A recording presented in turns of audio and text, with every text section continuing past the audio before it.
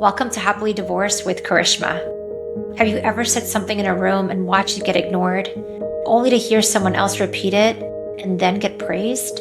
Last week, I gathered my family to talk about estate planning. What unfolded wasn't just about wills and documents. It exposed an old wound and an even deeper truth about worth. Let's talk about what happens when you're not heard and what that actually has to do with you. Let's begin. Welcome to Happily Divorced with Karishma. I wanted to share with you all this incident that happened last week and kind of the lessons and ahas and breakthroughs that have come as a result of it. Last week, I decided to connect with my parents, and one of the things that I have been thinking about for a while, and specifically been talking to my mom about for the last year and a half, was about, really getting the family together, going through my parents' estate documents, going through their will, like really understanding what they want, what their desires are while they're alive, and their desires for when they're not on this planet. And this is one of the things that I've been talking to my mom about for at least a year and a half now. And I'm watching and witnessing my boyfriend go through this process with his parents where they're not fully in a state to comprehend everything and articulate everything. And my brother they're 34 weeks pregnant, and there's a baby on the way that's going to be here in just a few weeks. And I just felt this strong pull in my heart to get the family together and to really have everyone come under the same roof. So my parents both said yes. I identified a date, orchestrated this meeting that ended up happening last week at my parents' house. And, we completed dinner, sitting down. My mom takes out, a good 3-inch binder times 2, so 2 binders. And she's going through all of this stuff. And she's showing us this is what was created from our last attorney several years ago. And I open up the pages like in the beginning and I'm like, okay, why does it have my maiden name from 20 years ago? Who are these powers of attorney? And there was all this stuff in there that was totally obsolete, and clearly the will, the documents, everything has to be updated, not to mention how overwhelming it is to go through. Like, imagine going through 6 inches of stuff just to simply realize what your parents want. And therefore, given that the document was obsolete, and clearly there was a lot of work to be done to get this updated, it was obvious that that's what needed to happen. Where I'm going with this specifically is the dynamics of the family that happened while having this conversation. And, here I am in the living room with my parents. I've got my brother on my left side, who's 3 years younger than me. And I've got my father on my right side. And, my mom's on the other side of my father. And we're going through these documents and talking about what we need to do. And as soon as we realize that these documents are not up to par and that everything needs to be talked through, and my parents really need to restructure some things and go through some things, I realized right from the get-go that there were some altercations that need to be made. And I mentioned that to my father, who was again on my right side. And he just looked at me. And then my brother chimes in and says almost the exact same thing in a few different words, at which case my dad is like, oh my God, that's brilliant. And I love the way you said that. And, we've been to so many estate planning dinners and no one's ever said it that way. And just literally eating up every one of my brother's words. So I'm noticing this, a little agitated because it's like, what the heck, right? And it's interesting because I literally had a conversation with someone earlier in the day about kind of all these things where most people haven't taken the steps they need to ensure wealth preservation, wealth transfer. And again, I said something to my parents that was again not received by my dad. And then my brother just said the words and my dad said yes and engaged with my brother. And literally the rest of the time that we were there, literally I was talked past, and my dad's talking to my brother. I'm kind of like, okay, what do I even do? Clearly my words aren't being received. Clearly, he's not even looking at me. And I need to stop. Insanity is doing the same thing and getting different results and, getting devastated and all the things. And I decided that it was time to stop engaging. And I just took a step back.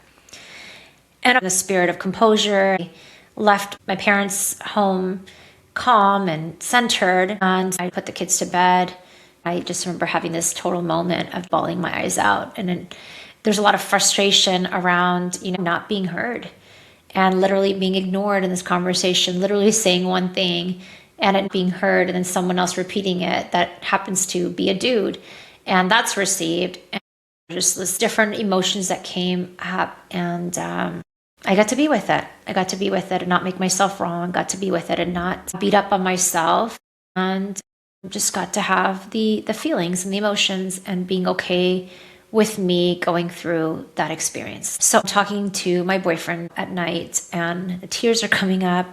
I'm telling him what happened, and he's like, Karishma, it's really painful to see you repeat these patterns, like to go in there and repeat the same thing. And it's painful to see you hurting through these same situations that keep coming up over and over again. And, it was interesting because I've noticed that the last few months, specifically with my father, knowing that he doesn't really talk to me or connect with me, and I'm not trying to blame him. My intention isn't to be a victim here. It's just acknowledging how he is, accepting how he is, being okay with how he is.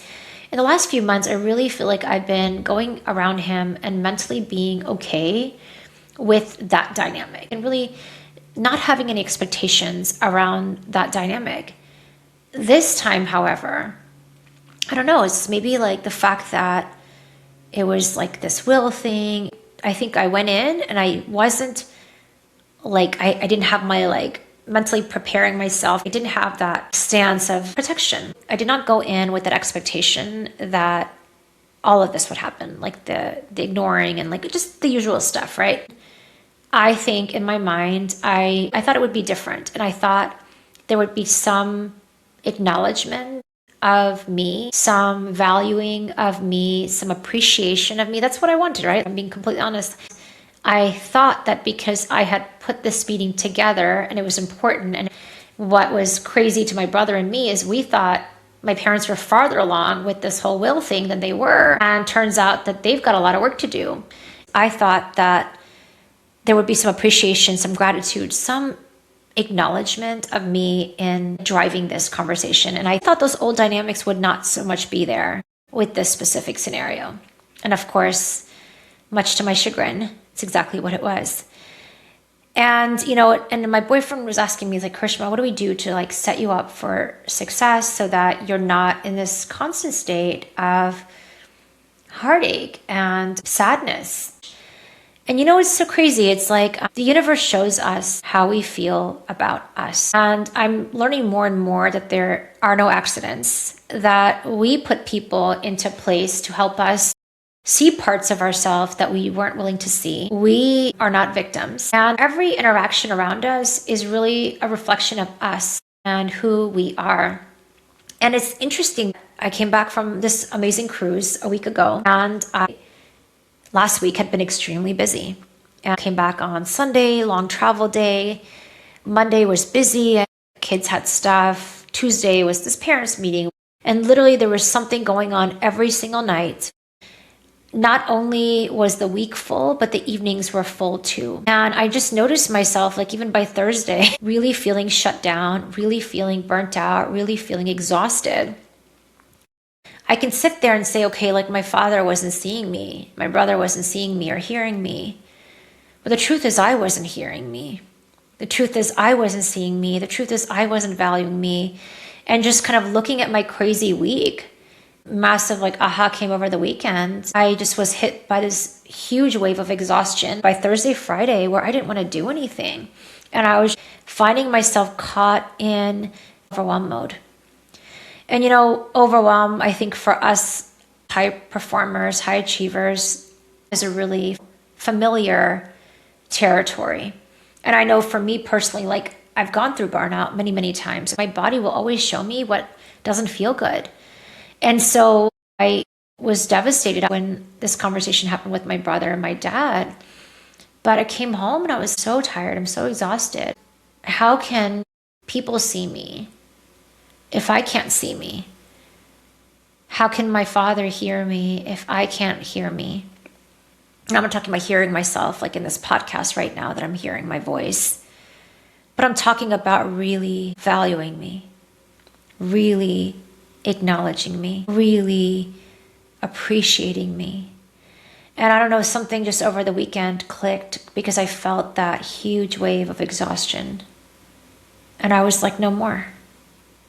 No more am I going to give in to the endless shoulds on my to-do list. And there are a lot of them. No longer am I going to prioritize the others' needs over mine. I'm going to give myself permission to slow down, to take it easy, and to be okay with me as I am in the moment. And to really give me that loving, nurturing care that I want from my father, that I want from my parents. And, it's interesting because like in that dynamic, I noticed my mom just shutting down, my mom being ignored, my mom feeling helpless, feeling powerless, that she doesn't know what she needs to know, frankly, to be empowered in her finances and her financial literacy. And seeing the dynamic of like, okay, there's mom ignored, here's me ignored, like this sucks. And, and just recognizing again that there's a dynamic of how do I ensure that I stay in my power with my father, and that's definitely there. But the other part is like, there's something bigger that's happening. And, it's interesting because when we start valuing ourselves and we start honoring ourselves and we start carrying ourselves like we matter, instead of looking to the others to tell us that we matter, for others to look for validation from the other, right? Which truly they will only love you to the degree which they love themselves. They cannot honor you if they cannot love themselves. And that's the world that we live in, where most people don't honor themselves, don't love themselves, don't acknowledge themselves. Therefore, how in the world can they possibly give to you and they can't give to themselves?